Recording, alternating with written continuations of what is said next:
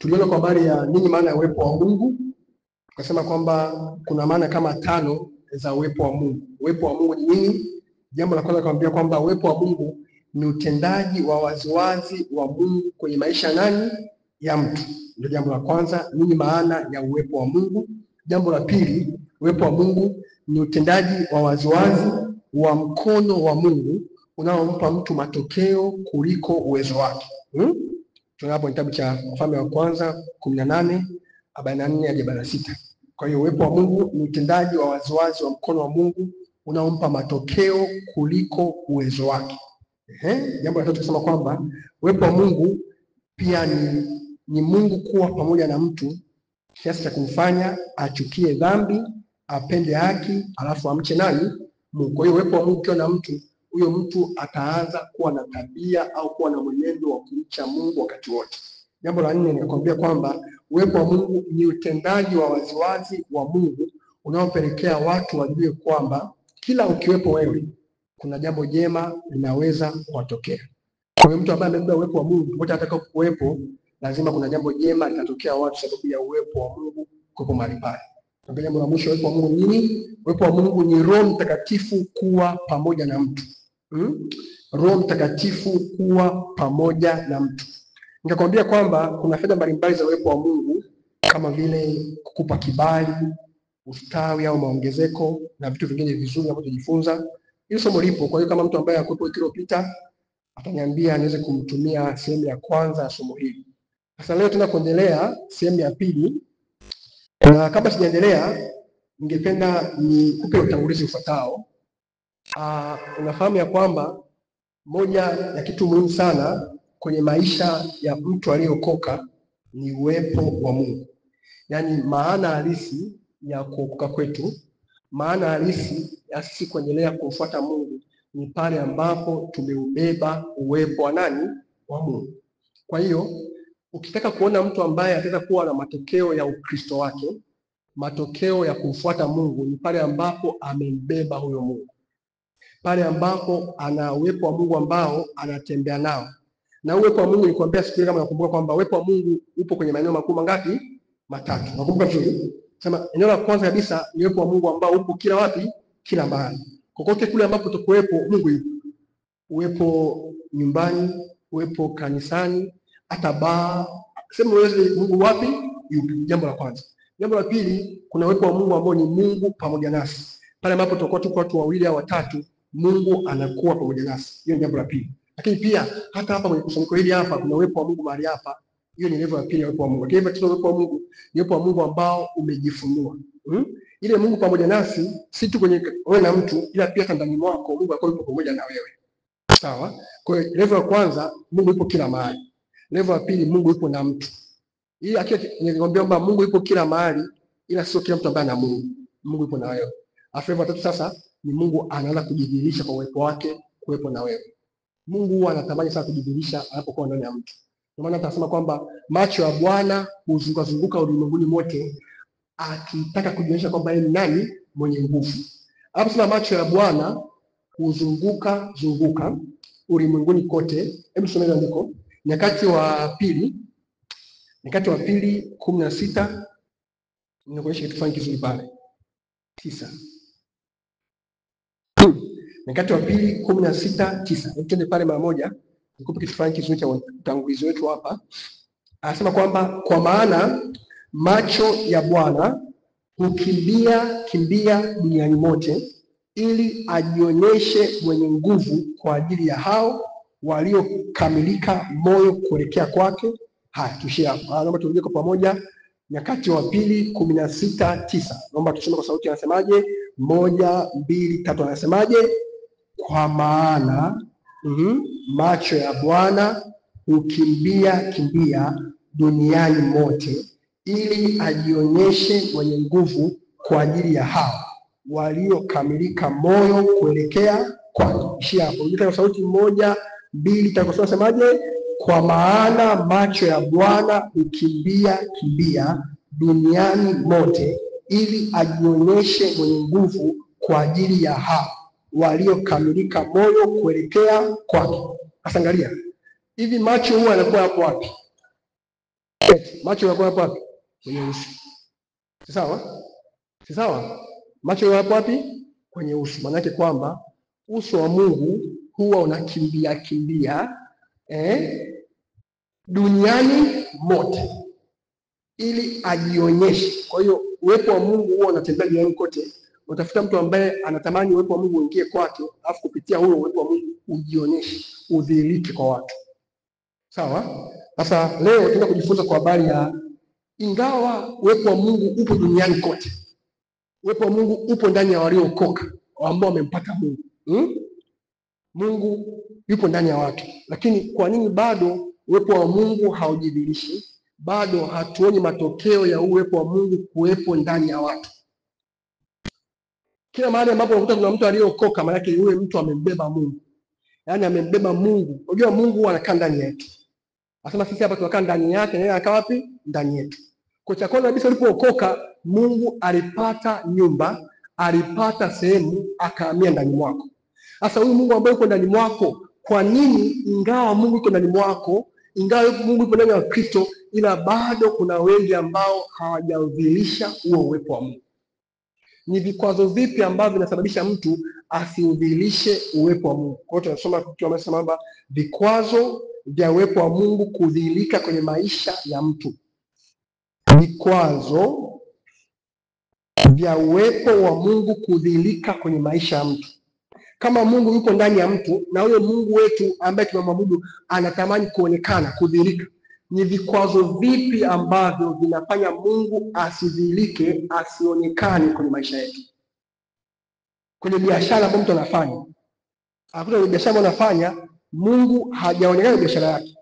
Kuna mambo gani ambayo yanafanya Mungu asionekane kwenye hiyo biashara?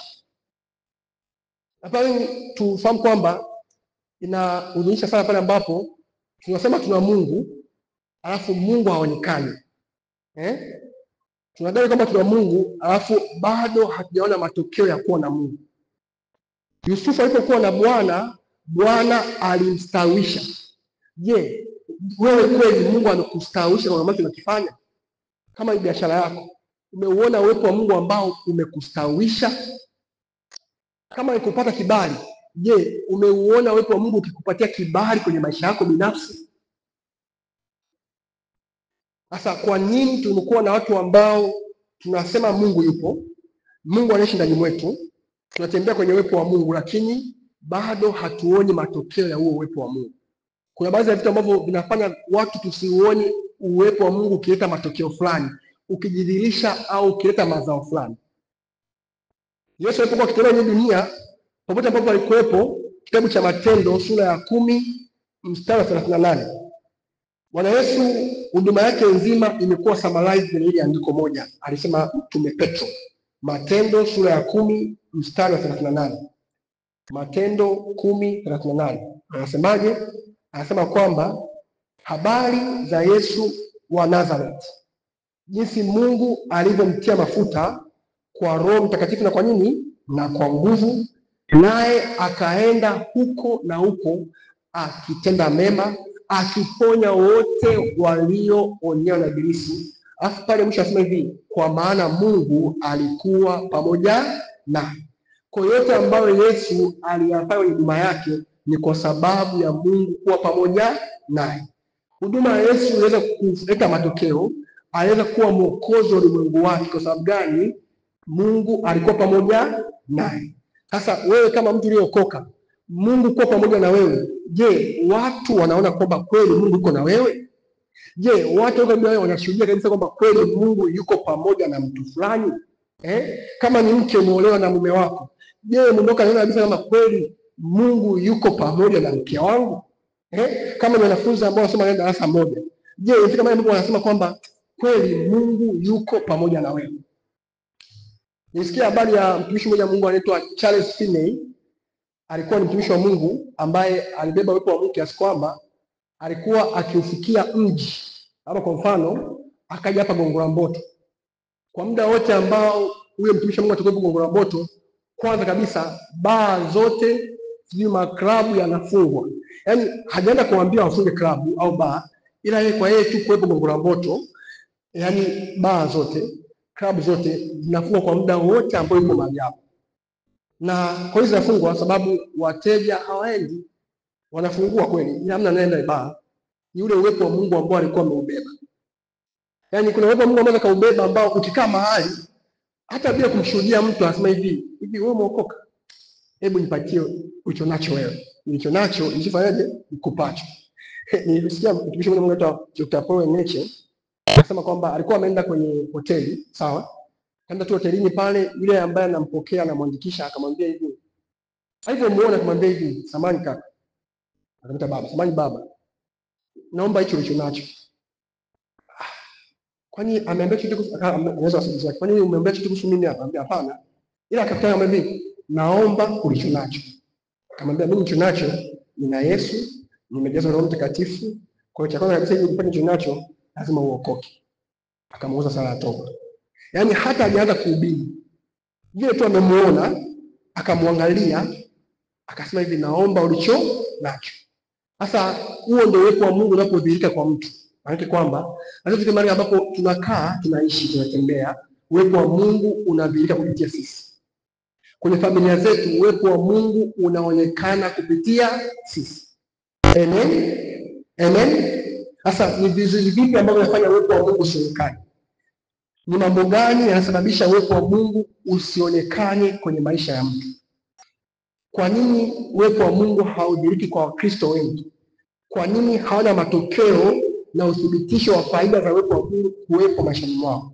Jambo la kwanza ni kutokuishi maisha ya wakfu. Kutokuishi maisha ya wakfu.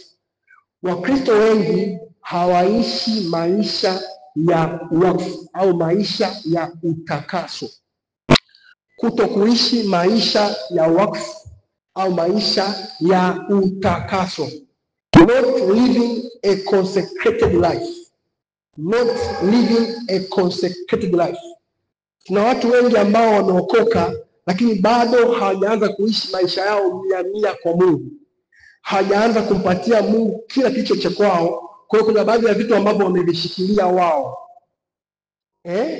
Yaani anasema kwamba namwamini Mungu kwenye maisha yangu, lakini kuna baadhi ya vitu ambavyo anamwambia Mungu hapa usiingie. Hichi ni cha kwangu mwenyewe. Kuna mtu mmoja ambaye alikuwa anatoa mfano, anasema kwamba kwa mfano alikuwa mtu ana nyumba ina ghorofa 3. Akawa amemkaribisha Bwana Yesu kwenye nyumba yake. Sawa? Alipomkaribisha Bwana Yesu kwenye nyumba yake, akawa kwanza kabla hajamkaribisha na yake alikuwa anapata changamoto kwamba shetani anakuja, anampiga, anamuonea, anamtesa. Sasa baadaye akamwambia Yesu, hebu karibu nisaidie. Sawa?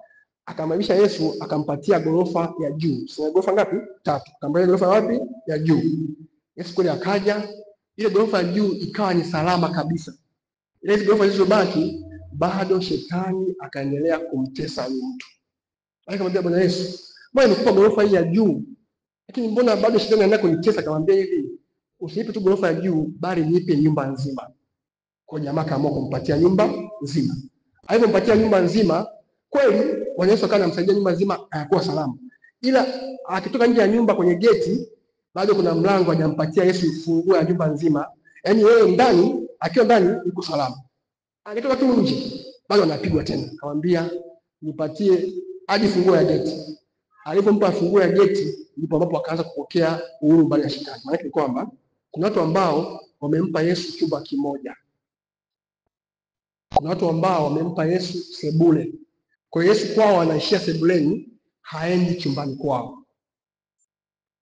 Uwepo wa Mungu unaishia sebuleni, haendi wapi? Chumbani. Maana kwamba kuna baadhi ya vitu ambavyo unaweza kama umemwekea Mungu mipaka kwa kutokuishi maisha ya wakfu. Kutokumpa Mungu 100% ya kwamba yeye awe ni kila kitu katika yote. Umempa Mungu sebule, alafu chumba chako unakiishi mwenyewe. Yaani unamwambia Bwana Yesu aishe tu sebuleni, ila chumbani ni kwangu mimi na mume wangu. Kwa hiyo kuna mahali ambapo ukifika chumbani kule utakuta kuna mashambulizi fulani unapata sababu hujampatia kile chumba.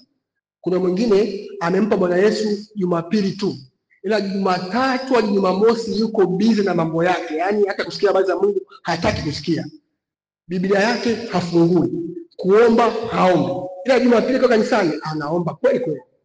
Nakumbuka kilifanya hata mimi nishaishi maisha namna hiyo. Jumatatu hadi Jumamosi hata siombi. Yaani nikikuta nimeomba saa moja, ila Jumapili kanisani, oho, moto unawaka pale. Ila Jumatatu hadi Jumamosi sina muda wa maombi. Niko busy sana na shule. Niko busy na kazi. Tunasikia sababu kama hizo, mtawaambia niko busy na nini? Na kazi. Niko busy na nini? Na shule. Mchungaji, kazi inanibana mno. Kwa hiyo Bwana Yesu amempatia Jumapili. Ila Jumatatu mpaka Jumamosi anaishi mwenyewe. Hasikilizi neno la Mungu, hajifunzi neno la Mungu, wala asome vitabu. Yeye yuko na yeye mwenyewe kama mwenyewe. Lakini sio hivyo. Maisha ya wakfu ni watu ambao wamempatia Mungu kila kitu na katika yote. Nianze kwa kitu. Mtu ambaye anaishi maisha ya wakfu ni mtu ambaye amempa Bwana Yesu nafasi ya kwanza, kila eneo, kila sehemu, kila kitu chake. Kakitoa kwa Bwana. Kama ni muda wake, asilimia nyingi ya muda wake anaitumia kwenye uwepo wa Mungu. Anatumia muda wake, siku yake kwenye uwepo wa Mungu. Si kwamba afanye kazi anafanya, lakini bado anakuwa na muda na Mungu. Wanakuambia kwamba kwenye masaa 24 kama kweli unamtambua Mungu kama nafasi ya kwanza, walau upatie Mungu tu 10% ya masaa yako 24. Hivi masaa 24 10% ni muda gani? Masaa 2 dakika 40, sio hivyo? Kama kweli unamtambua Mungu na kumpa nafasi ya kwanza, walau kwenye siku nzima ya masaa 24, umpatie masaa mangapi? 2 na dakika ngapi? 40 tu. Lakini hapa ni kwamba saa moja la maombi labda asubuhi, saa moja kuangalia video mchana, dakika 40 labda za kuomba usiku. Yaani Mungu anatamani tu 10% ya muda wako wote. Anajua kweli una mambo mengi, una familia, una watoto, una nini, lakini hata hayo yote 10% ya muda wako. Mtu ameelewa kitu kwamba 10% ya nini? Ya muda wako. Sasa naye kupatie jambo la kwanza nikwambia nini? Kutokuishi maisha ya wakfu. Kitabu cha Isaya 59 mstari wa kwanza hadi wa pili. Asante. Isaya 59 mstari wa kwanza hadi wa pili. Tena haraka kidogo.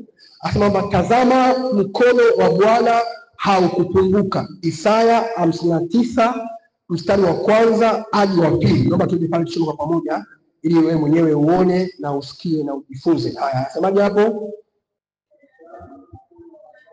Sijakusikia mshirika wangu kwa sauti. Asemaje?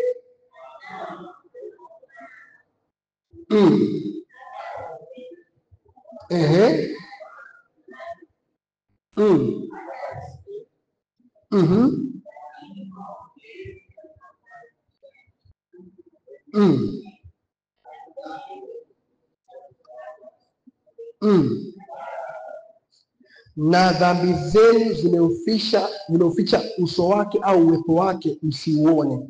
Kwa yoyote yule ambaye atakuwa anaishi maisha ya dhambi, atakuwa ni mtu ambaye hataweza kuona uso wa Mungu. Somo linasema hivi, lakini mstari wa pili, lakini maovu yenu yamewafarikisha ninyi na Mungu wenu, na dhambi zenu zimeuficha uso wake msiuone. Kwa hiyo hautauona uso wa Mungu, hautaona uwepo wa Mungu kama bado unaendelea kuishi na kutembea kwenye maisha ya nini? Ya dhambi. Nisema dhambi, kuna dhambi za silini, hata dhambi zingine zote. Kuna wengine ambao kusema dhambi, ambao mchungaji mimi sizini, mchungaji mimi sidanganyi, lakini kumbe silini kwako wewe ni mtu ambaye anafanya mambo ambayo hampendezi Mungu. Kwa hiyo dhambi ni moja ya kitu ambacho kinafanya mtu asiishi maisha ya wakfu na kinafanya mtu afichiwe uso wa Mungu. Kila si kwamba Mungu anaficha uso wake, ila dhambi yako mwenyewe ndio inaficha uso wa Mungu. Hebu soma vizuri hapo mstari wa pili, anasemaje? Anasema lakini maovu yenu yamewafarikisha ninyi na Mungu wenu, na dhambi zenu zimeuficha uso wake msiuone. Kumbe Mungu huwa haufichi uso wake, ila dhambi zako zinafanya uso wake Mungu ufichwe. Unaona vizuri? Kuonyesha anasema hivi, dhambi zenu zimeuficha. Kwa hiyo kinachofanya uso wa Mungu ufiche kwako sio Mungu. Ukifanya dhambi sio kwamba Mungu anaficha uso wake, ila ni zile dhambi zinafanya uso wa Mungu ufanyaje? Ufichwe kwako.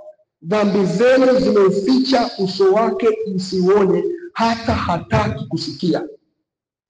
Jambo la pili hapo kuhusu wakfu, kitabu cha Wathesalonike wa kwanza sura ya 5 mstari wa 24. Wathesalonike wa kwanza sura ya 5 mstari wa 24, mstari wa 23. Wathesalonike wa kwanza, Wathesalonike wa kwanza 5:23. Anasemaje? Mungu wa amani mwenyewe awatakase kabisa, nanyi nafsi zenu na roho zenu na miili yenu muhifadhiwe muwe kamili bila lawama wakati wa kuja kwake Bwana wetu Yesu Kristo. Naposema kwa habari ya wakfu au kwa habari ya maisha ya utakaso, yapo kwenye maeneo yote matatu. Yanaanza katika roho, yanakuja katika nafsi, yanakuja pia katika nini? Katika mwili. Wakfu upo kwenye maeneo yote mangapi? Matatu. Kwanza ni nini? Kwenye roho. Hilo andiko sijajua kwa nini watafsiri hivi, lakini nisoma Biblia yake ya Kiingereza hiyo, Wathesalonike wa kwanza 5:23. Biblia yake inasema kwamba and the very God of peace sanctify you wholly, and I pray God your whole spirit. Kwa Kiingereza alianza roho, akaja nafsi, akamalizia na nini? Na mwili. Sasa kwa Kiswahili sisi tunachanganya kidogo, lakini kikubwa ni kwamba utakaso huu huwa unaanza wapi? Rohoni, alafu unakuja kwenye nini? Kwenye nafsi, alafu unaishia nini? Kwenye mwili. Kwa hiyo kwamba kuishi maisha ya utakaso maana ni kuanzia kwenye roho yako, alafu unakuja kwenye nini? Kwenye nafsi, alafu unamaliza kwenye nini? Kwenye mwili. Kwenye roho maana yake kwamba unaishi maisha matakatifu kuanzia kwenye roho yako. Alafu kwenye nafsi, sio nafsi na vitu vitatu, ina nini? Ina akili, ina nia na ina hisia. Maana inabidi uwe mtakatifu, uishi maisha ya utakaso kuanzia nini? Kwenye akili yako, yale mawazo ambayo unayawaza, alafu kwenye nini? Kwenye nia yako, maamuzi, machaguzi ambayo unayafanya, alafu pia kwenye nini? Kwenye hisia zako. Kila eneo unahitaji kuishi maisha ya utakaso. Hata hivi Mungu wa amani mwenyewe awatakase kabisa. Kwa hiyo anaanza kutakasa ni Mungu mwenyewe. Nafsi, hapa anasema anaanza roho, nafsi na kwenye mwili. Kuna watu ambao hawaishi maisha ya utakaso kwenye miili yao. Kwenye roho wamefanikiwa, ila kwenye mwili kuna namna ambavyo bado hawajaweza kuishi maisha nini? Ya utakaso. Sasa kule kutokuishi maisha ya utakaso kwenye mwili kunafanya wasiweze kubeba uwepo wa Mungu. Kuna wengine ambao kwenye roho wamefanikiwa, ila kwenye nafsi zao, mawazo yao, yale ambayo yanakaa ndani ya moyo wao, yanawafanya bado wasiishi maisha ya utakaso. Kitabu cha Zaburi 68 mstari wa 20, Zaburi 68 mstari wa 20, Daudi anamwambia Mungu jambo moja muhimu sana. Unajua watu wengi wafikiri maombi huwa yanaanzia kwenye kinywa, lakini kweli ni kwamba maombi huwa yanaanza katika moyo. Maombi huwa yanaanza katika nini? Katika moyo.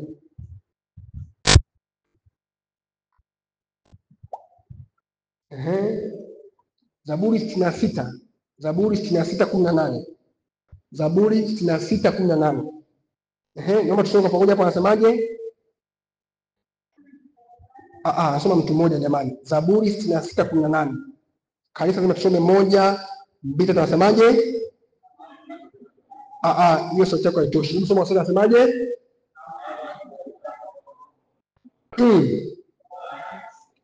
Kama nimefanyaje? Ningeliwaza maovu moyoni mwangu. Kwa hiyo hata Mungu kusikia maombi yetu ni pale ambapo tunaanza kuwaza vyema kuanzia wapi? Kwenye mioyo yetu. Sasa wakfu huu wa kwenye mwili maana kwamba unatoa kila kiungo chako kwa Bwana. Kwenye kitabu cha Warumi 12:1, Warumi 12:1, Warumi 12:1, Warumi 12:1.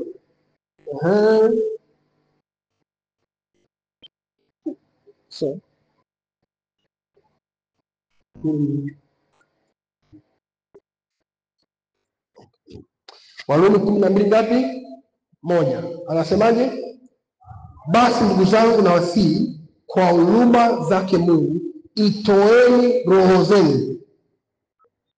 Itoeni roho zenu. Sasa hapo, basi ndugu zangu na wasii kwa huruma zake Mungu, itoeni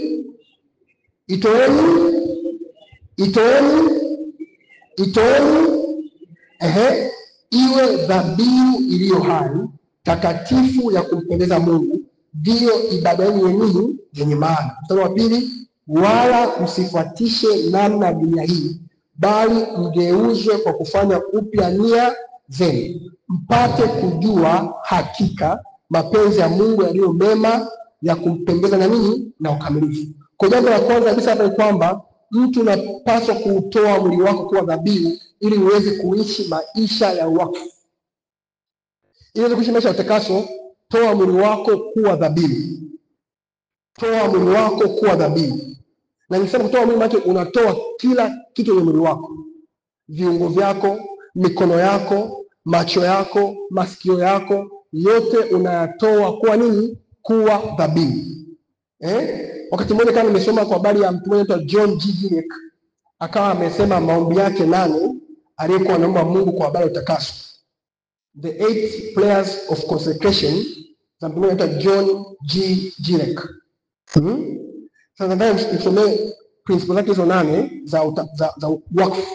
Kwa hiyo mtu ambaye tulikuwa unahaja kutafuta atakupatia baadaye. Huyu John G. Gillick alikuwa mtumishi wa Mungu, akawa ameandika maombi yake au kanuni zake 8 za utakaso. Sasa naomba nisomee kanuni yake ya 6, japo kwa Kiingereza lakini nitasaidia kuelewa baadaye. Nasema hivi: I shall not harbor any impure thoughts in my mind, but shall endeavor to make every act uplifting. I shall guard my proactive organs secured and holy, and never use them for any purpose other than which God created them for. I shall guard the home as secured and always guard my actions in the presence of the opposite sex, so as not to cause a man and his wife to break their vows to one another. Kwa Kiswahili hapa, huyu mtumishi wa Mungu alikuwa anaandika kama ni kitabu, akasema baadhi ya kanuni kama 8 za wakfu. Hii kanuni yake ya 6 anasema kwamba sitaruhusu mawazo yasiyompendeza Mungu, jambo la kwanza. Jambo la pili anasema pia nitatoa viungo vyangu viwe vitakatifu na sitavitumia kwa sababu yote ile au kwa matumizi yote ambayo Mungu hajayakusudia. Wakfu kwenye mwili ni kutoa mwili wako kuwa dhabihu kwa Mungu, utumike sawasawa na mapenzi ya nani? Ya Mungu. Utumike sawasawa na vile ambavyo Mungu alikusudia. Dunia siku hizi ni ajabu kabisa. Kuna watu ambao unakuta ni mke anatumiwa kinyume na maumbile. Dunia sasa ambayo tupo hizi siku za mwisho, au unakuta wale mashoga wasagaji. Kwa sababu gani? Wale watu ambao wanafanya kinyume na matumizi halisi na halali ambayo Mungu alikuwa ameweka. Unaelewa vizuri? Kwa maana kwamba kuwa wakfu ni kutumia vyote ambavyo Mungu amekupatia sawa sawa na vile alivyokuwa amekusudia. Kama ni mwili wako, unafanya mwili wako utumike sawa sawa na mapenzi ya Mungu. Kila kiungo cha mwili wako kitumike sawa na nini? Na mapenzi ya Mungu. Ndio kwamba kwa habari ya miguu ifanyayo haraka kwenda maovuni. Maana miguu yako haipasi kufanya haraka kwenda wapi? Maovuni. Mikono imwagawa nini? Damu. Kwa mikono yako haipasi kumwaga damu. Umeona? Sikio lako yapata nimsikie Mungu, wala sio kusikia kama vifaa. Ndio kwamba amtazamaye mwanamke au mwanaume kwa jicho la kumtamani amekwisha kuzini naye. Kwa pia hata macho yako pia unaweza kaweka wakfu kwa Bwana. Ndio maana wakati mwingine tunaomba mahali hapa kuombea kiungo kimoja kimoja ili kiwe wakfu kwa Mungu. Mwambie Bwana, natoa macho yangu kuwa dhabihu iliyo hai. Nisaidie Mungu. Nafanya agano na macho yangu kama ambavyo Ayubu akasema kwamba nimefanya agano na macho yangu na tamtazamaji binti kwa kumtamani. Kwa hiyo pia kijana unaweza kufanya agano na macho yako. Bwana, mikono yangu hii naifanya agano kwa ajili yako. Mikono yangu hii Bwana itakupigia makofi Bwana. Haitamshika mtu jinsia nyingine kwa namna ambayo sio sahihi. Mawazo yangu Bwana naweka kwa kwako. Yawaze mambo yako yaweze maana kupendeza yaliyo safi siku zote za maisha yangu. Amen. Kwa wakfu kwa Mungu maana pia unatoa mwili wako, unatoa nafsi yako, lakini pia unaitoa roho yako. Na wengi huwa wanafanya maisha yale ya kama popcorn. Nafahamu popcorn, yani zile bisi. Unajua bisi huwa zinaiva ndani ya muda mchache sana. Kama mnaona kuna watu ambao pale mitaani huwa wanauza zile bisi. Nafahamu zile bisi. Kwa ile mashine yake dakika moja tu ameshaweka yale mahindi, bisi lishatokea. Kwa warokole wengi wana maisha ya popcorn, yani anakuwa mtakatifu leo, kesho tena amebadilika tena. Kesho tena kabadilika. Haya maisha popcorn life. Sasa tupasi kuwa hivyo. Tunapaswa kuendelea kila siku. Tunapoitwa leo, endelea kuishi maisha ya wakfu kwa Mungu. Amen. Mungu akupe neema kwa jina la Yesu. Nasema hivi, Mungu akupe neema kwa jina la Yesu. Kwa hiyo uwepo wa Mungu hawezi kwenda mahali ambapo mtu bado hajaanza kuishi maisha ya wakfu. Maisha ya wakfu pia ni maisha ya kumpendeza Mungu. Andika hicho kitu. Maisha ya wakfu au maisha ya utakaso ni maisha ya kumpendeza Mungu. Kitabu cha Yohana sura ile ya 8 mstari wa 29, Bwana Yesu aliweza kwenda pamoja na Baba yake kwa sababu ya kwamba alikuwa akimpendeza Mungu. Yohana sura ya 8 mstari wa 29. Kwa hiyo kama unataka uone Mungu kwenye maisha yako, lazima uanze kumpendeza Mungu. Kama utafanya jambo ambalo utampendeza Mungu, Mungu ataenda pamoja na wewe. Uwepo wa Mungu utakuwa pamoja na wewe. Yohana 8:29 anasemaje? Yohana sura ya 8 mstari wa 29 anasemaje? Sikusikie. Yohana 8:29 anasemaje? Naye aliyenipeleka yu pamoja naye, hakuniacha peke yangu, kwa sababu nafanya siku zote yale yampendezayo. Unajua sauti anasemaje? Naye aliyenipeleka yu pamoja nami, hakuniacha peke yangu, kwa sababu nafanya siku zote yale yampendezayo. Kwa hiyo Mungu awe na wewe, jifunze kuyafanya yale yanayompendeza. Ukiwa ni mtu wa kuyatenda mapenzi ya Mungu kwenye njia zako zote, Mungu atakuwa pamoja na wewe. Unanisikia vizuri? Ukitaka Mungu kuwa na wewe kwenye biashara yako, hakikisha kwamba biashara unaifanya ni biashara ambayo inampendeza Mungu, na Mungu amekupa mapenzi yake kwamba ufanye biashara hii. Sawa? Ukitaka Mungu aende na wewe kwenye masomo yako, hakikisha masomo ambayo unasoma yale ambayo Mungu amependezwa nayo. Nakumbuka wakati natoka form 4 kwenda form 5, nilipata changamoto moja kwamba Mungu anisaidia, nikawa nimefanya vizuri masomo yangu yote ya form 4. Yaani kama ninasoma PCB, naenda kusoma PCM, naenda kusoma CBG, nasoma AGM, nasoma, kila somo nasoma. Sasa ni kozi ipi ambayo itampendeza Mungu? Umeona? Kwa hiyo Mungu akasaidia kuchagua PCM. Na kweli japokuwa ndugu zangu wengi walikuwa wananiambia ni daktari, unajua ndugu wanakushauri kama mtoto akikua anashauriwa na ndugu, anambia bwana, mwanangu, kwa kweli ili tukombe familia yetu asome udaktari. Kwa hiyo inabidi usome masomo ya udaktari ili uende kwenye udaktari. Lakini mimi Mungu alikuwa ndani mwangu, hajaniwekea udaktari. Sawa? Nikasoma somo la nini? La PCM. Vile vile wewe maisha yako unaweza kukuta kuna watu pia wanataka kukushauri. Ila kumbe kwa kile ambacho watu wakushauri sio mapenzi ya Mungu. Jifunze kuyatafuta mapenzi ya Mungu. Ndio maana ukisha somo nasema hivi, mapenzi ya Mungu. Amen. Kwa kile jambo unafanya, tafuta kuyajua mapenzi ya Mungu. Ukishajua mapenzi ya Mungu, Mungu atakusindikiza, Mungu atakuwa na wewe. Sasa Bwana Yesu asemaje hapo? Asipomsomea hapo anasemaje? Anasema kwamba naye aliyenipeleka yu pamoja nami. Yu pamoja nami maana ndio uwepo wa Mungu kuwa na yeye. Anasemaje? Hakuniacha peke yangu. Kwa hakumwacha sababu gani? Anayafanya yote ambayo yanampendeza. Mtu ambaye ataubeba uwepo wa Mungu ni mtu ambaye anafanya yale yanampendeza Mungu. Unapofanya yale yanampendeza Mungu ndio kutembea kwenye maisha ya wakfu mbele za Mungu. Amen. Amen. Kwa hiyo uwepo wa Mungu hauwezi kwenda na wewe mahali ambapo hujampendeza, mahali ambapo hapampendezi Mungu. Kitabu cha Waebrania 11:6 Biblia inasema kwamba pasipo imani haiwezekani kumpendeza. Kwa maana mtu amwendaye Mungu lazima aamini kwamba yupo na kwamba Mungu wapo sababu wafanyaje? Wamtafuta. Lakini mstari umeanzia mstari wa 5, nenda pale Waebrania 11 nikuonyeshe. Waebrania 11:5.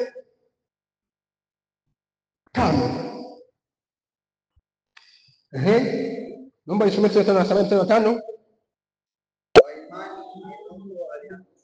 Kwa sauti kabisa, asije akaona mauti wala hakuonekana, kwa sababu Mungu alifanyaje? Alimhamisha. Maana kabla ya kuhamishwa alikuwa ameshuhudiwa kwamba amempendeza nani? Henoko ambaye Biblia inatuambia mstari wa 6 kwamba pasipo imani haiwezekani kumpendeza, ni mtu ambaye alishuhudia kwamba amefanyaje? Amempendeza Mungu. Kwa nini Henoko alimpendeza Mungu? Kitabu cha Mwanzo sura ya 5 mstari wa 20 hadi 24, Biblia inatuonyesha kwa habari ya Henoko 21 pale. Mwanzo 5:21. Huyu Henoko kuna kitu ambacho alikuwa nacho ambacho kilifanya aweze kumpendeza Mungu. Mwanzo 5:21 anasemaje? Henoko akaishi miaka 65 akamzaa nani? Methusela. Mstari 22, Henoko akaenda pamoja na Mungu baada ya kumzaa Methusela miaka 300 akazaa wana waume na wake. Kwa hiyo miaka 65 ya mwanzo ya Henoko hatumuoni akiwa anampendeza Mungu. Lakini baada ya kukutana na Mungu na kuanza kumpendeza Mungu, bila kwamba Henoko akaenda pamoja na Mungu miaka mingapi? Miaka mingapi? Miaka mingapi? Miaka mingapi? Sio wiki moja. Kwa watu ambao wiki moja anakuwa iko moto kweli kweli, maombi anaomba, anafunga wiki hiyo moja, baada ya wiki moja amepoa. Henoko akaenda na Mungu miaka mingapi? Miaka 300. Anatembea na uwepo wa Mungu kwa sababu alikuwa afanyaje? Anampendeza Mungu. Kwa ukimpendeza Mungu, Mungu atatembea na wewe hata miaka mingi mno. Natamani Mungu aende na wewe kwa jina la Yesu. Vijana, moja ya siri ya kuweza kuishi na maisha haya ni kubeba uwepo wa Mungu mwingi ili aende pamoja na sisi. Na pia kwa nyuma alikuwa ulikuwa na uwepo wa Mungu. Ila kuanzia leo uanze kutembea na uwepo wa Mungu maisha yako yote kwa jina la Yesu. Henoko akaenda na Mungu. Kwa hiyo baada ya miaka 65 Biblia inasema kwamba Henoko akaenda na Mungu. Henoko akaenda na Mungu. Na kwa nini na Mungu? Kwa sababu alikuwa anampendeza Mungu. Timotheo wa pili 2:21, Timotheo wa pili 2:21 anasema kwa habari ya kwamba Mungu tusaidie tupate vyombo vipya. Amen. Mike mpya. Amen. Yes. Timotheo wa pili 2:21 anasema kwamba ikiwa mtu amejitakasa kwa kujitenga na hao. Hebu soma hapo, tusome hapo. Timotheo wa pili 2:21 hadi malizia point ya kwamba ili tuweze kumpendeza Mungu, ili tuweze kuishi maisha ya kubeba uwepo wa Mungu, lazima tuwe watu wa utakaso. Tuishi maisha ya utakaso. Timotheo wa pili 2:21 anasemaje? 1:2 anasemaje? Sikusikii mshika, unasemaje kwa sauti?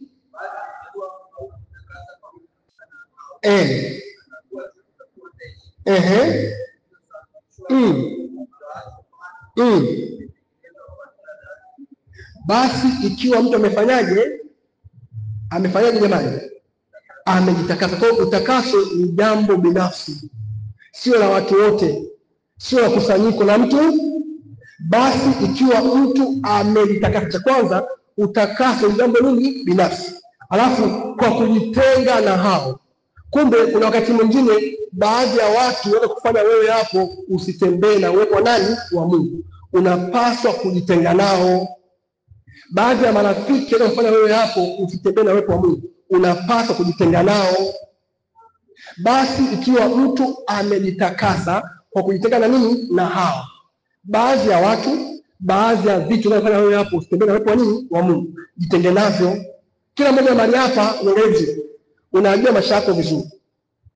Chochote kile ambacho unajua kinakufanya usitembee na uwepo wa Mungu, hebu jitenge na hicho kitu mapema sana kama unataka kutembea na Mungu kwenye maisha yako. Basi ikiwa mtu binafsi amefanyaje? Amejitakasa. Kwa kama kuna tabia inajirudia inafanya usitembee na uwepo wa Mungu, basi jitenge nayo. Tafuta msaada haraka kutoa hiyo tabia. Kama ni rafiki fulani, unasema kwamba mwanangu, wenye dhambi ukikushawishi usifanyaje? Usikubali. Kwa wakati mwingine pia yamkini wako wenye dhambi ambao wakushawishi kwenye mambo fulani, jitenge nao. Biblia kitabu cha Isaya sura ya 6. Angalia andiko. Isaya sura ya 6. Isaya alipata nafasi ya kumuona Bwana. Ikawa baada ya kufa kwake mfalme Uzia, na alimuona nani? Bwana. Sasa hapa sema kwa baada ya kufa kwake mfalme Uzia, sio sababu eti mfalme Uzia alikuwa amekufa ndio kamaona Bwana. Kwamba ibidi Uzia afe ndio amwone Bwana. Sio hivyo. Ile kwa kuwa baada ya kufariki mfalme Uzia, maana yake kwamba baada ya muda ule ambao mfalme Uzia alikufa, ndio muda huo akamwona nani? Bwana. Sasa anasema hivi pale mbele, anasema kwa habari ya kwamba alijigundua yeye ni mtu mwenye midomo michafu, na ni kwa sababu anaishi katikati ya watu wenye midomo nyingi. Isaya sura 6 mstari wa 4 pale, watano. Isaya 6:5 anasema hivi, ndipo niliposema ole wangu, kwa maana nimepotea, kwa sababu mimi ni mtu mwenye midomo mingi michafu, nami nakaa kati ya watu wenye midomo michafu, na macho yangu yamemuona Mfalme, Bwana wa majeshi. Watu Mungu, midomo michafu ya Isaya yamkini pia ilisababishwa na watu ambao alikuwa anakaa katikati yao. Kwa unakaa katikati ya nani inachangia aina ya kitu ambacho tutakuwa nacho. Siku hizi tunakokaa kwenye simu, kwenye simu yako unakaa na kina nani? Kwenye simu yako unakaa na kina nani?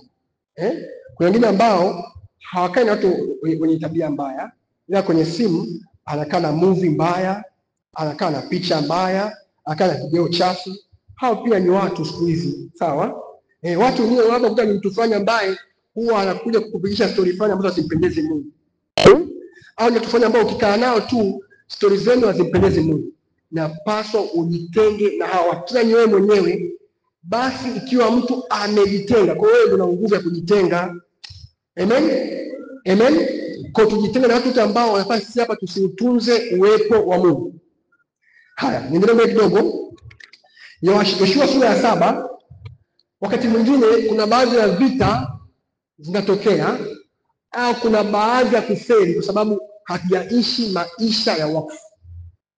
Kuna baadhi ya kufeli, baadhi ya vita kwa sababu hatujaishi maisha nini? Ya wakfu. Yoshua sura ya 7 mstari wa kwanza kuendelea, Biblia inasema kwa habari ya wana wa Israeli walipokuwa wanaenda kupigana na mji mmoja unaitwa mji wa Akani. Mji wa Ai.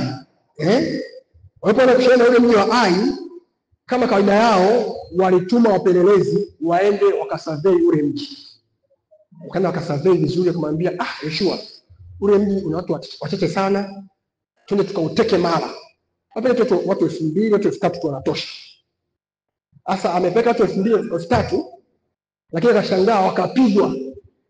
Afu ule mji muda una watu wachache tu, watu 3000 wale wakapigwa. Kwa sababu walikuwa wamefanya dhambi. Na hiyo dhambi ilitokea na nini? Mtu mmoja Akani alikuwa ameficha vitu vilivyokuwa vimewekwa wakfu. Kwa hiyo yamkini kuna baadhi ya vitu katika maisha yako hauoni aina fulani ya mpenyo, kumbe umeficha aina fulani ya tabia, umeficha aina fulani ya maisha. Umemweka mtu fulani kwa karibu yako, ile mtu anafanya uwepo wa Mungu uwe mbali na wewe. Yoshua sura ya 7 mstari wa 5 pale. Yoshua 7:5 anasema hivi, watu wa Ai wakawapiga watu kama 36, wakawafuatia kutoka mbele ya mlango mpaka Shebalimu, wakawapiga huko kwenye materemko, mioyo ya watu ikayeyuka ikawa kama maji. Mstari wa 6, Yoshua akararua mavazi yake, akaanguka kifudifudi mbele ya sanduku la Bwana hata jioni, yeye na wazee wa Israeli, wakati wa mavumbi vichwani mwao. Mstari wa 7, Yoshua akasema, Bwana, kwa nini umewavusha watu hawa mto wa Yordani ili kututia katika mikono ya Waamori na kutuangamiza? Hapa Yoshua anamwomba Mungu. Lakini hii ilikuwa ni baada ya Yoshua na watu wake kupigwa. Na hicho kufanya wapigwe kwa sababu kuna mtu mmoja anaitwa Akani alikuwa ameficha vitu ambavyo havipaswi kuficha. Mstari wa 11 anasema kwamba Israeli wamefanya dhambi, naam, wamelivunja agano langu nililowaagiza. Kwa hiyo baada ya kufanya dhambi ikasababisha wapigwe. Kuna baadhi ya mapigo ya maisha yaliyokoka ni kwa sababu ya maisha ya dhambi au kutokuishi maisha ya wakfu. Niangalie vizuri hapa mbele. Cha ajabu kwa baada ya uwepo wa Mungu kwamba uwepo wa Mungu unapoondoka huwa hautangazi, huwa hauna matangazo. Yaani uwepo wa Mungu kimwacha mtu huwa hauna nini? Matangazo. Kwa Mungu asema hivi, na kuacha mwanangu sasa. Unaondoka kimya kimya. unaondoka kimya.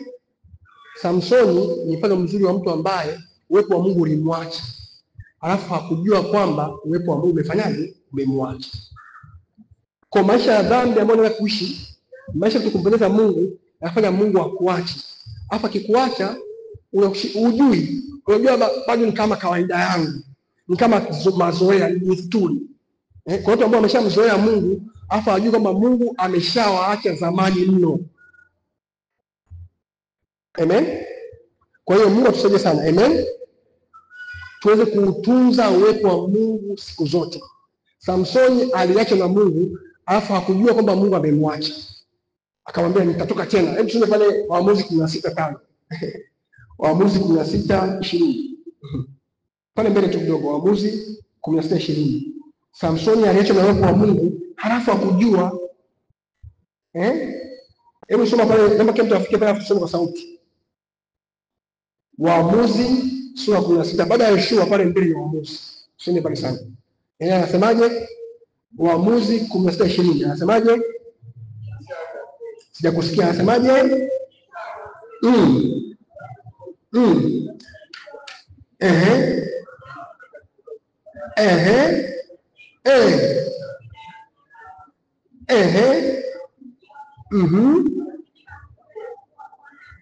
Lakini hakujua kwamba nini? Kwa Mungu anapomwacha, maana yake ni uwepo wa Mungu kuondoka kwa mtu. Samsoni akafanya kama kawaida. Samsoni akajua bado mimi na nguvu zangu, bado nipo vile vile. Kwa ni vile vile ambavyo mtu ambavyo anafanya siku zote, anaendea biashara yake, kumbe hajui kwamba Mungu amemwacha tangia siku ile ametoa rushwa. Mwanafunzi hajui kwamba Mungu amesha ishara tangia siku ile ameibilizia kwa jirani yake. Mungu alimwacha. Na huyu Samsoni, ngine Biblia inasema Samsoni alikuwa analala na nani? Na Delila. Hivi jamaa kwa na Delila. Maana kwa afanya dhambi, anamkosea Mungu, anazini. Kuna hayo ndio anafanya, alikuwa anajua kwamba Mungu anamwacha. Pole pole alikuwa anamwacha. Pole pole anamwacha. Mwisho siku anasema kwamba lakini akujua kwamba Bwana amefanyaje? Amemwacha. Haya. Nenda mstari wa 21 pale anasema, mstari 21. Wafilisti wakamkamata, wakamng'oa macho, wakateremka naye mpaka Gaza, wakamfunga kwa vifungo vya shaba, naye alikuwa akisaga ngano katika gereza. Inaonyesha sana Mungu anaweza kumwacha mtu, baada hapo akampata mambo ya ajabu sana. Ndio maana tujifunze namna kila wakati kucheki. Je, uwepo wa Mungu upo na mimi? Kwenye hili jambo, je, uwepo wa Mungu upo na mimi? Na wapenda wana Israeli walipowasafiri kutoka Misri kwenda Kanaani, inasema kwamba kama ile wingu alikuenda nao hawakuenda. Tufike mahali ambapo kila wakati tukienda kama na mimi tuna amani ya jambo, hatufanye hilo jambo.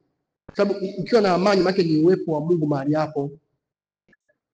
Sawa? Na wote ambao wanafanya maamuzi au uchague, afu Mungu anakosa amani, maana Mungu hayupo kwenye hilo.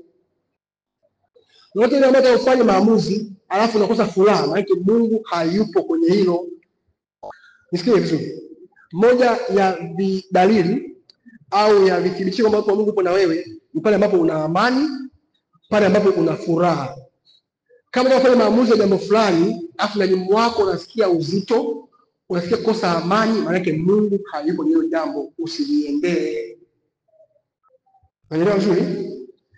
Kama unafanya maamuzi ya jambo yote lile, machaguzi yote yale, alafu unakosa amani ndani mwako, jua Mungu hayupo na wewe kwenye hilo jambo.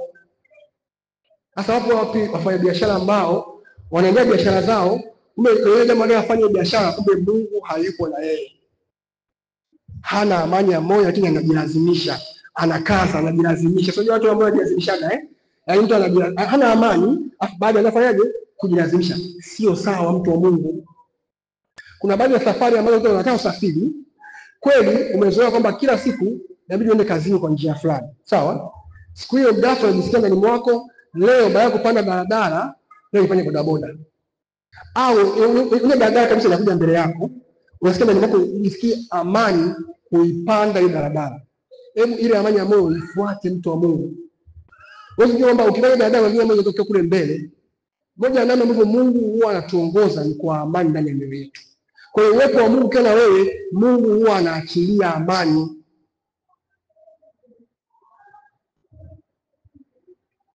Sawa? Mungu akiwa na wewe huwa anaachilia furaha. Zaburi 16:6. Zaburi 16:6. Kwenye uwepo wa Mungu kuna furaha.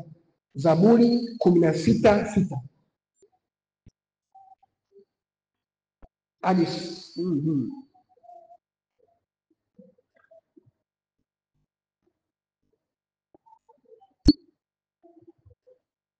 mstari wa 11 pale, hiyo 16:11. Zaburi 16:11 nasema kwamba utanijulisha njia ya uzima, mbele za uso wako ziko furaha tele, na katika mkono wako wa kuume mna mema ya milele. Zaburi sura 16 mstari wa 11. Mmoja akiashiria kwamba uwepo wa Mungu umekuacha ni pale ambapo unakosa furaha ya kuliendea jambo, ni pale ambapo unakosa burudiko la ndani, pale ambapo unakosa amani. Mbele za uso wako ziko furaha tele. Ukiwa unaifanya jambo hapo unakosa furaha, jua Mungu hayupo na wewe mahali hapo. Tuseme kama Samsoni pale Mungu ameweka sisi hapa, tujue kama Mungu ameweka sisi hapa. Angalia moyoni mwako. Je, kuna amani? Je, kuna furaha? Je, kuna kutosheka? Kama mna hiyo jambo, ndio hapo Mungu hayuko na wewe. Haya, tuendelee mbele nimalizie. Jambo la pili ambalo linafanya watu wengi wasitembee na uwepo wa Mungu ni kukosa shauku ya kujaa Mungu na neno lake. Kukosa shauku ya kujaa Mungu na neno lake. Ili utembee na Mungu lazima uwe na shauku na huyo Mungu. Ili utembee na uwepo wa Mungu lazima uwe na shauku na Mungu. Lazima uwe na shauku na uwepo wa Mungu. Kama utaona mtu ambaye ataweza kutembea na uwepo wa Mungu, mtu ambaye uwepo wa Mungu utadhirika kwake, ni mtu ambaye ana njaa, ana shauku, ana kiu na uwepo wa Mungu. Anatamani Mungu adhirike kwenye maisha yake. Anatamani Mungu aonekane biashara yake. Anatamani Mungu aonekane familia yake. Ila usipokuwa mtu namna hiyo, utashangaa haumwoni Mungu, sababu Mungu ana kabisa akawepo, alafu uwepo wake kumbe umelala. Kwenye kile chombo Bwana Yesu alikuwa na wanafunzi wake, alafu Biblia inasema kwamba Yesu akalala usingizi. Kwa pia unaweza kama uwepo wa Mungu upo ndani mwako, ila Mungu analala nini? Usingizi, sababu hauna shauku ya kumwona Mungu hapo. Kwa biashara yako unayofanya, kwenye kazi ya mikono yako, ni mahali ambapo umefika mwambia Mungu, natamani kuone kwenye biashara yangu hii. Mungu, natamani kuone hapa. Ile shauku ya Mungu hapo nayo yafanya Mungu mwenyewe atokeze, aonekane. Kwani wewe mtu asipokutafuta utaonekana kwake?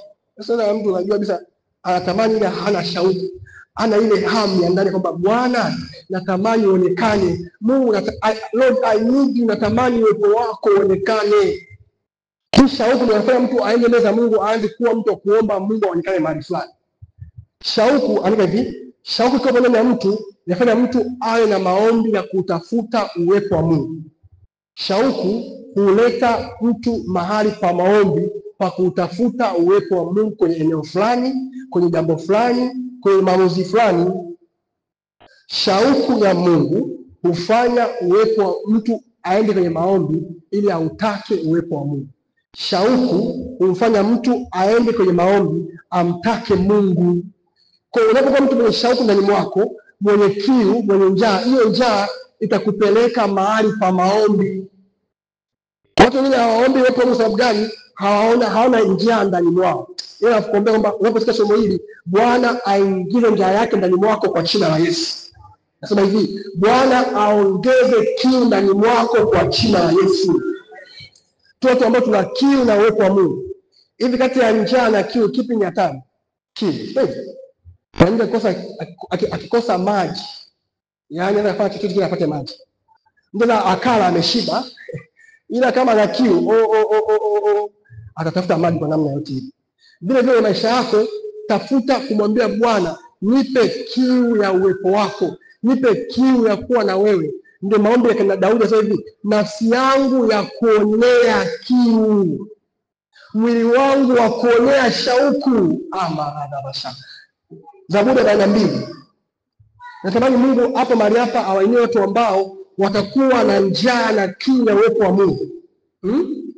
Watu ambao watakuwa wanakaa kwenye uwepo wa Mungu wasema hivi, Bwana, ninajisikia njaa, yaani ni njaa kabisa.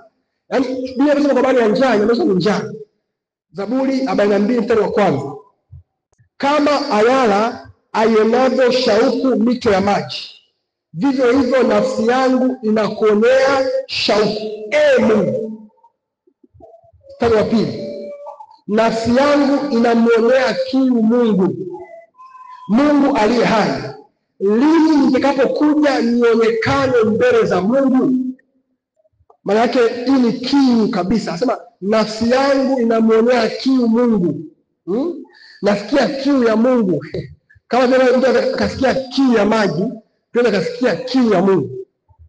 Nafsi yangu inamuonea kiu nani? Mungu, Mungu aliye hai. Lini nitakapokuja nionekane mbele za Mungu? When shall I come and appear before God? Lini ambapo nitakaa kwenye uwepo wa Mungu? Lini ambapo uwepo wa Mungu utakuwa na mimi tena? Nafsi yangu inamwonea kiu nani? Mungu. Nafsi yangu inamwonea kiu Mungu. Zaburi 63, nenda pale Zaburi 63. Zaburi 63 mstari wa kwanza hadi wa tatu. Zaburi 63 mstari wa kwanza hadi wa tatu. Zaburi 63 mstari wa kwanza hadi wa tatu.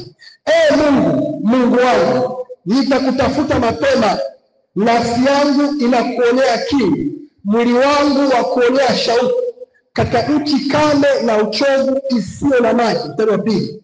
Ndivyo nilivyokutazama katika patakatifu, nizione nguvu na utukufu wako. Asema hivi, Mungu wangu, nitakutafuta mapema, nafsi yangu na kuonea kiu, mwili wangu wa kuonea shauku. Sio Mungu na shauku, Mungu umejaa tamaa, no. Mwili unamuonea shauku Mungu, mwili unamtamani Mungu. Sio Mungu unatamani utajiri, hapana. Sio unatamani kuvaa vizuri, unamtamani Mungu. Kuna watu ambao wanataka vya Mungu ila hawamtaki Mungu. Kuna watu ambao wanataka vya Mungu ila hawamtaki Mungu. Wanataka faida za uwepo wa Mungu ila hawamtaki huyo Mungu ambaye wakiwa naye watapata faida za uwepo wake. Tumekuwa na kizazi cha watu ambao ili wamwombe Mungu ni mpaka wawe na changamoto fulani. Watamani Mungu aonekane mahali fulani. Ila si tu kwamba amuone Mungu kwenye maisha yake. Kwa mtu anaendelea vizuri watu wa Mungu. Watu wanaenda kumwomba Mungu ili wapate vitu fulani. Kama ni mdada, kama ni kijana, anamtafuta Mungu ili apate mume, apate mke. Ila si kwamba anamtafuta kumpata Mungu.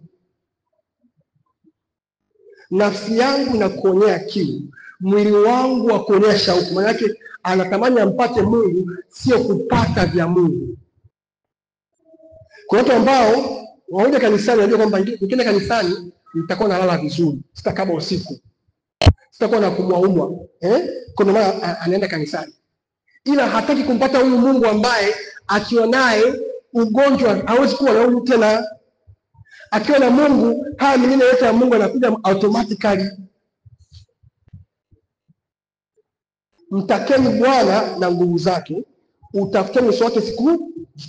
Kwanza unamtaka Bwana, ukishamtaka Bwana na uso wake, ndio utapata vile ambavyo vinapatikana kwenye mkono wake. Kwa mfano sema kwamba uwepo wa Mungu ni utendaji wa waziwazi wa mkono wa Mungu unaomletea mtu matokeo kuliko uwezo wake. Sasa hauwezi ukauona mkono wa Mungu kabla kwanza haujaupata uso wake. Narudia tena.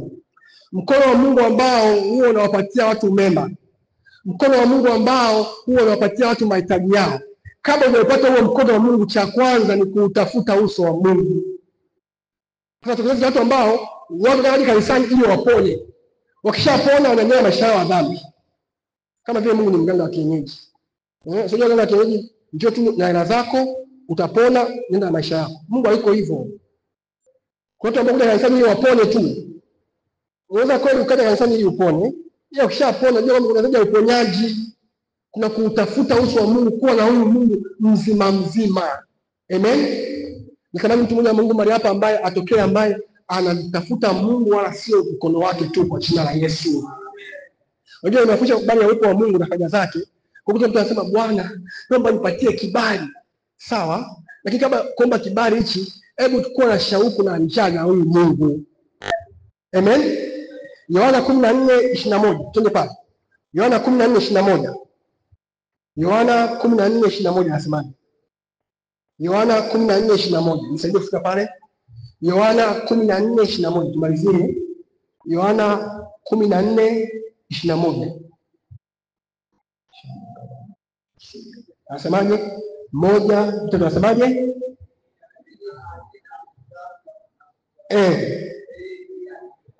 Sijamsikia mtu mmoja, naona mtu wewe anafika, naona tusikie afike. Yohana 14:21. 1, 2, 3 anasemaje? Yeye aliye na amri zangu na kuzishika, yeye ndiye anipendaye. Naye anipendaye atapendwa na Baba yangu, nami nitampenda na kujidhihirisha kwake. 23. Mstari wa 23 anasemaje? 1, 2, tunasoma kwa sauti kabisa. Yesu akajibu akamwambia, mtu akinipenda atalishika neno langu, na Baba yangu atampenda, nasi tutakuja kwake na kufanya makao kwake. Kwa hiyo ili uweze kuona uwepo wa Mungu, lazima uwe mtu wa kulishika neno. Kulishika nini? Kulishika nini? Niangalie mbele sasa, kulishika nini? Unapolishika neno ndipo ambapo Mungu anakuja na kufanya makao kwako. Mungu hawezi kuwa na wewe kama haulishiki neno lake. Mungu hawezi kutembea na wewe kama haulishiki neno lake, kwa sababu Mungu ni neno. Neno ni nani? Ni Mungu. Hapo mwanzo palikuwa na nini? Na neno. Nani alikuwa kwa nani? Kwa Mungu. Nani alikuwa nani? Ni Mungu. Kwa hiyo ili uweze kutembea na Mungu, lazima ulishike neno lake. Utasema hivi, mbona mimi sioni udhihirisho uwepo wa Mungu? Kwa sababu bado haujalishika neno lake. Bado haujaanza kuyashika yale ambayo Mungu anakuambia, yale ambayo Mungu amesema na wewe, yale ambayo Mungu anakufundisha kila Jumapili. Kuna mwingine ambaye akitoka kanisani ameandika vizuri daftari lake, baada ya hapo hana muda wa kusoma, hana muda wa kupitia mpaka Jumapili nyingine tena. Hapo kwa umeshika neno la Mungu kweli hapo? Haya, umeshafundishwa kwa habari ya imani, kwa habari ya kumsikia Mungu, hautendei kazi yale umefundishwa. Unajua Biblia inasema kwamba wanajuhudi katika kujifunza, lakini wasiwezi kufikia ujuzi wa kweli. Nisikilize. Siku hizi dunia hii yamejaa maarifa ya namna nyingi sana. Kwenye simu yako utapata maarifa kwenye ya neno la Mungu, kwenye video, kwenye audio kanisani. Lakini pamoja na maarifa mengi ya Mungu yaliyopo, watu wengi hawajafikia ujuzi wa kwa sababu gani? Hawayashiki yale ambao wanafundishwa.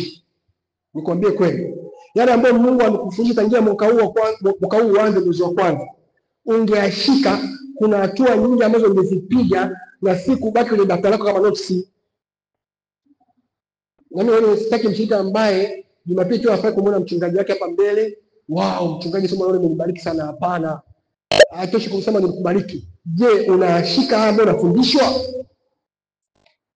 Haya, umejifunza habari ya uwepo wa Mungu. Je, umeanza kutafuta zaidi kwamba Mungu, nimejifunza habari ya uwepo wako, natamani nione uwepo wako ukidhihirika kuwa waziwazi kwangu. Bila habari wana Wabeloya kwa watu ambao kila wakipokea neno, bila kwamba wanakaa chini kuchunguza kama yale maandiko kweli ni ya kweli, yataenda matokeo haya. Kwa sababu watu walokole ambao kila Jumapili hapo kanisani, ila baada ya hapo hawana muda na neno la Mungu wala hawayashiki yale ambao wamejifunza. Ili Mungu atembee sisi hapa, lazima tuwe watu wa kuyashika maneno ya Mungu. Yaani kama Mungu anasema jambo fulani juu yako, unalishikilia hilo jambo mpaka umeliona matokeo, mpaka limezaa matunda. Unasikia vizuri? Yaani kama umepokea ufunuo fulani wa neno la Mungu, ule ufunuo ambao umepokea, hakisha kwamba unaushika, unaukalia mpaka upate matokeo yake. Nisikilize vizuri. Neno lote ambalo Mungu anakufundisha kanisani, au wakati unajifunza kwenye kitabu au unasoma Biblia yako, ukijifunza chochote kile pale, kishikilie hicho mpaka upate matokeo. huyo ndio mtu ambaye anashika neno la Mungu. Yaani kushika neno maana yake ni kulikamata neno, kukaa nalo mpaka likuletee matokeo. Hebu nifungue kitabu cha Mwanzo 21. Mwanzo 21. Mstari wa kwanza. Nikuonyeshe kwamba unaposhika neno la Mungu una faida gani. Mwanzo 21:1. Anasemaje? Mbona tusome kwa sauti? Mwanzo 21:1. Mwanzo 21:1. Anasemaje?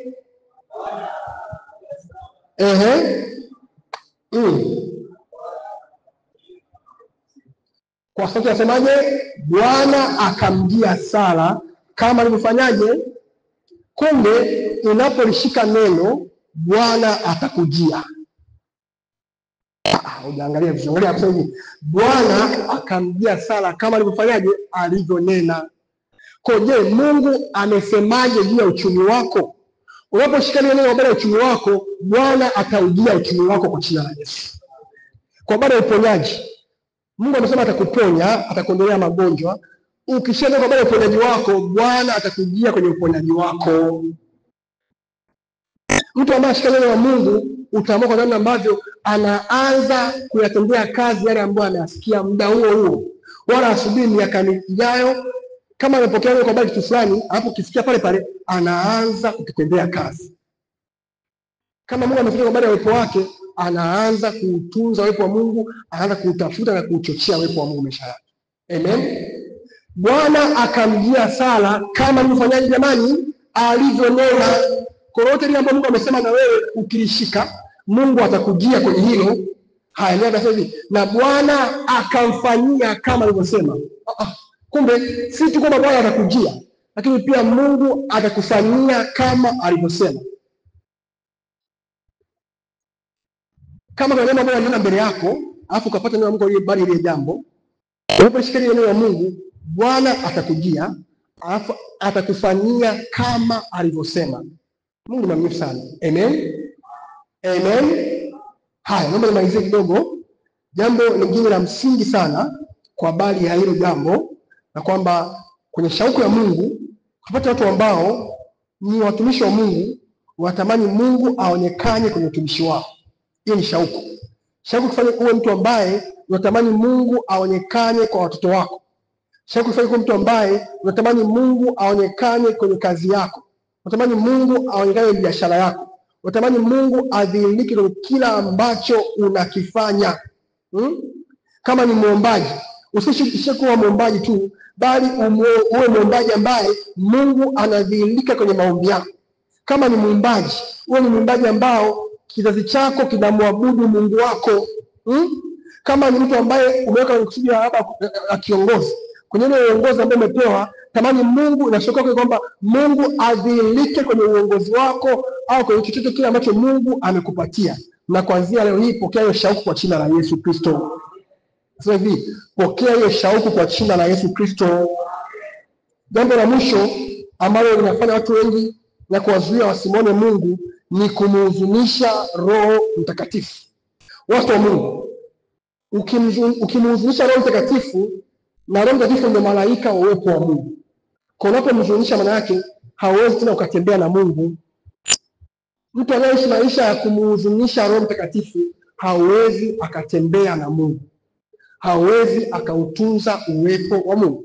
Kitabu cha Isaya sura 63 mstari wa 9.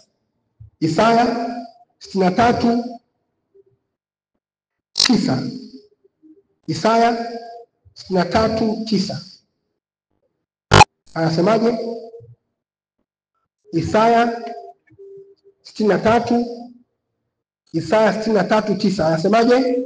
Katika mateso yao yote, naomba tusome kwa sauti kwa pamoja, 1, 2, anasemaje? Katika mateso yao yote yeye aliteswa, na malaika wa uso wake akawaokoa. Kwa mapenzi yake na huruma zake aliwakomboa mwenyewe, akawainua, akawachukua siku zote za kale. Mstari wa 10 kwa sauti anasemaje? Sijakusikia. Mstari wa 10 kwa sauti. Mstari wa 10 hapo kwa sauti anasemaje?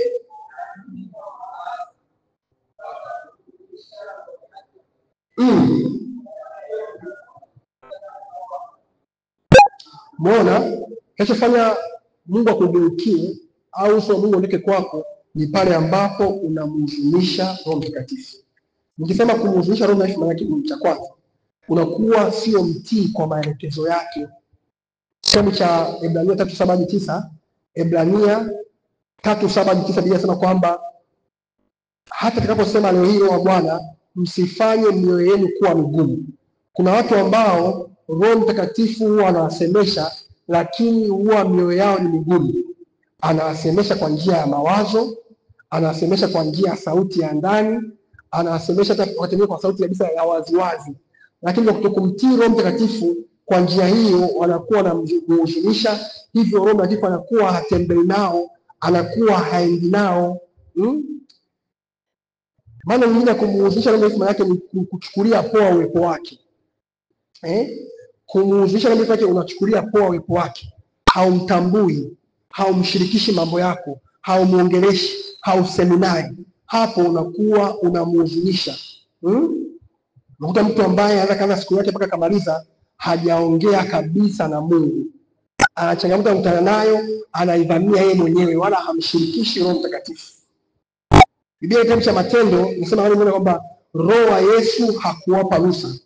Maana kumhuzunisha kuna mahali ambapo Roho Mtakatifu hajakupa ruhusa, ila wewe mwenyewe kwa kiburi chako unaenda. Kwa jeuri yako unaenda. Roho wa Yesu hakuwapa ruhusa. Kuna mambo ambayo maisha yako Roho Mtakatifu atakupa ruhusa kuyafanya au usiyafanye. Akikupa ruhusa kuyafanya kayafanya, asipokupa ruhusa usiyafanye. Usipoyafanya mambo unakuwa unampendeza, ila ukiyafanya mambo ambayo hayakupa ruhusa uyafanye unakuwa unamhuzunisha. Wakati mwingine Roho Mtakatifu anaanza kukukataza, akukataza usiambatane na mtu fulani, akukataza usiende mahali fulani, akukataza usifanye jambo fulani na mtu. Tena wakati mwingine watu wa Mungu paka anatuletea paka ndoto. Mtu kabisa ameletea ndoto, lakini kesho yake tena anaenda anarudia jambo lile. Huyo ni mtu ambaye anamhuzunisha Roho Mtakatifu. Kwa hiyo Roho Mtakatifu huwa yuko hai na huwa anaongea kabisa. Wakati mwingine Roho Mtakatifu akakuonya ya jambo fulani, anapokuonya akisha kwamba unaonyeka, akisha kwamba kile ambacho anakuonya unakiacha, unachukua hatua kufanya jambo sahihi. Amen. Kusikia na mshukuru Mungu ukimwambia Bwana kusaidia kwamba pasiwe na kizuizi chochote cha kuzuia wewe kukaa kwenye uwepo wake. Na haya mambo yote matatu ni kusikia sasa, unamwomba Mungu akusaidie uweze kuyashinda yasiyo sehemu ya maisha yako. Tuombe. Rana mashekete legrodo mosia bahanta made kelibra hando shubra hade jelika da balaske peleketia mandoruma salabahate legedia majelika da baluska paragrada. Baba, tusaidie kuwa watu ambao tutaisha maisha ya utakaso, maisha ya wakfu mbele zako siku zote, kwa jina la Yesu Kristo aliye hai. Tujalie kuwa watu ambao tunajitenga mbali na dhambi. Sasa tunaomba mtu ambaye ametambua maana ya uwepo wa Mungu na vitu ambavyo vinamzuia hawezi kuomba unavyoomba wewe. Omba kwa sauti kabisa. Mantele mara baba shida. Rebos na kanta na malada. Jedika balasia palada. Baba, niongezee shauku kujaa uwepo wako. Baba, niongezee shauku kukaa kwenye uwepo wako. Nipe njaa wewe Bwana tena. Mantelekebesia majelika na balada, na unisaidie Roho wa Bwana nisiwe mtu wa kukuhuzunisha wewe, wala nisikuhuzunishe wewe, kwa jina la Yesu. Mantala balada bashia na ma rekosia balada. Mungu mwambie Bwana unisaidie nisiwe mtu wa kukuhuzunisha wewe. Reketa bashia reketa lebera boshi na mande rekusha kama balada mante rekosia balada rekusha na mande. Baba, wama kwa wale kutoka mahali hapa, mwongezee mchana shauku ya wewe, mchana shauku ya uwepo wako, katika jina la Yesu Kristo aliye hai. Endelea kumwomba Mungu, endelea kumwomba Mungu.